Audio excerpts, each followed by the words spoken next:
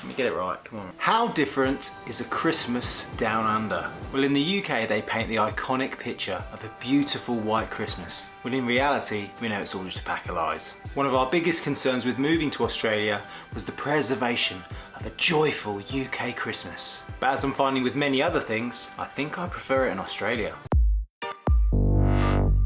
G'day there guys, how's it going? My name's Ross and last year I moved from the UK to Australia with my family to start a better life. Our channel is all about showing you our new Australian lifestyle with the hope of helping and inspiring you to also make the move yourself. The first great thing about Christmas in Australia is the weather. Who wouldn't want 30 degrees, beautiful blue sunshine? It genuinely makes you want to be outside. It actually feels a little bit like a shock to the system not being in eternal darkness all the time. In a weird way, it makes you forget all of the Christmas decorations, but it makes you wonder, are they only really there to gloss over the dreariness of that time of year? In the UK, it seemed like our annual rotation was just waiting for those few weeks of summer and then waiting again until it was Christmas. Now in Australia, we can combine the best bits of the year into one massive celebration. The next thing is that the decorations are different. I know you're wondering, how can Christmas decorations be different?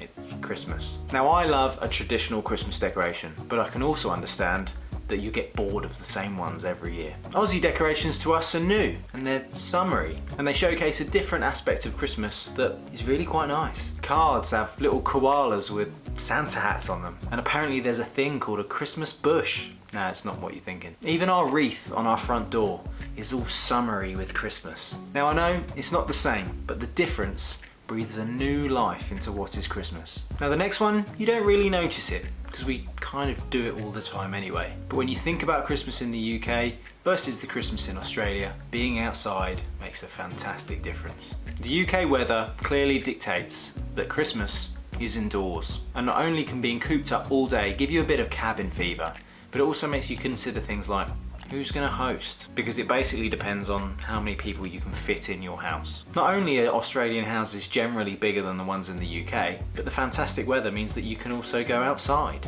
because it's not freezing and wet. You can swim in your pool, you can go to the beach, you can even go to the park. The space is absolutely limitless. Here you're not hoping that the weather lets up for at least an hour just so you can have an excuse to take the dog around the park without having to get caught in the pissing down of rain, or even if it is raining, just because you want to get outside because the twinkling fairy lights that you keep staring at are giving you a bit of a headache. Or is that the family member that you never really see unless it's Christmas and they're already starting to annoy you? Either way, it's a lot easier to escape when you've got somewhere to go. Next up, it's the food. Now personally, I love turkey and I love the thought of a roast dinner with all of the trimmings. Now Australian Christmases involve different roasts and different meats and cold meats and even a cheeky pavlova. I never really liked Christmas pudding anyway. Who even likes Christmas pudding? Do you know what I love even more than all of that? Choice. Here I can have my roast and sit inside with the aircon so that I don't melt in the heat. Or I can take it al fresco and experiment with all the different barbecue options and all the different meats. But not shrimps though, because that's not a thing. And if you say that phrase in Australia, they're going to revoke your visa and deport you. They'll probably put you on a boat as well. It's cheaper. In Australia, the build up to Christmas is completely different. We don't watch TV here.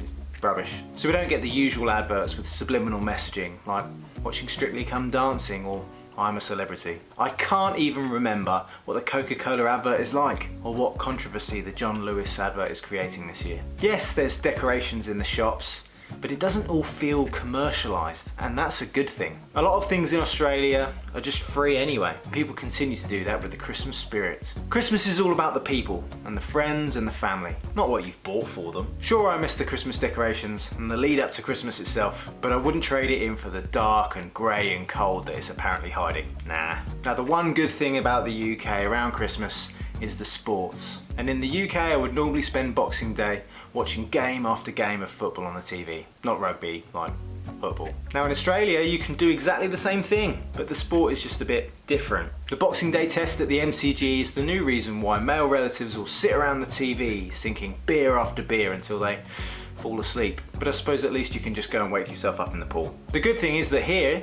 I can spend my Boxing Day doing exactly the same thing and praying that England will at least win a game. But then the day after that I can catch up on all the UK Boxing Day stuff. So I get 2 days of sport. Whether I want to stay up and watch it live, although around that time of year I think my blood alcohol level probably wouldn't allow me to do that, or whether I get up the next day and watch it all on catch up. This is just another example of me getting my cake and eating it. Here we really do get to live the best of both worlds. For this next one, I only have 3 words for you. Christmas in July. Yep, I didn't know that was a thing either. Here, July is cooler. Not cold, but just a rather pleasant temperature. And do you know what's better than 1 Christmas? You're absolutely right. 2 Christmases. Now this year, we didn't know it was a thing, so we didn't celebrate Christmas in July. But by looking at loads of other expats' socials, all I could think of was, why the hell aren't I doing this as well? Why aren't I having 2 Christmases this year? If you don't want to sweat your balls off in December eating a roast turkey, well instead why don't you just mildly sweat them in July? You can even whip out your old Christmas jumper and sweat some more. And walk around shopping centres while everyone looks at you weirdly and gives you some strange looks. I mean, they normally do that to me anyway. In Australia, there are already more public holidays than in the UK, so it's not like we need another excuse to have a party. But with Christmas in July, well, we'll do it anyway, because there's beer. Now this last one is more for the teachers, but I suppose it's also a massive benefit for the kids. Christmas for me now means the summer holidays. The kids are off school, the holiday's much longer, and generally it's not a mad dash to do things that you're kind of obligated to do just because it's Christmas. It used to be like you do all your Christmas things and then all of a sudden you've got to go back to work. Now it's like there's actually a comfortable buffer either side of Christmas where you can actually get things done or have a little bit of a relax. Maybe even travel a bit. If you're a kid, maybe play with some toys. The point is, by making Christmas longer, you can actually enjoy it more, rather than just rushing around visiting people and probably spending most of your time in traffic. Fundamentally, the key things about Christmas are exactly the same. It's a perfect opportunity to spend time with friends and family,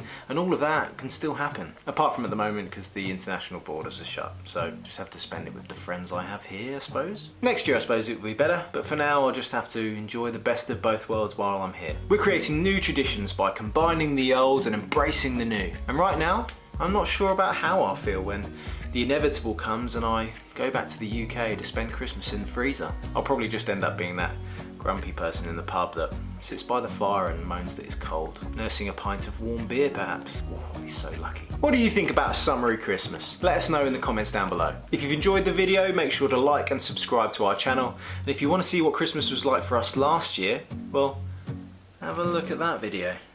It's got a bit of a weird start.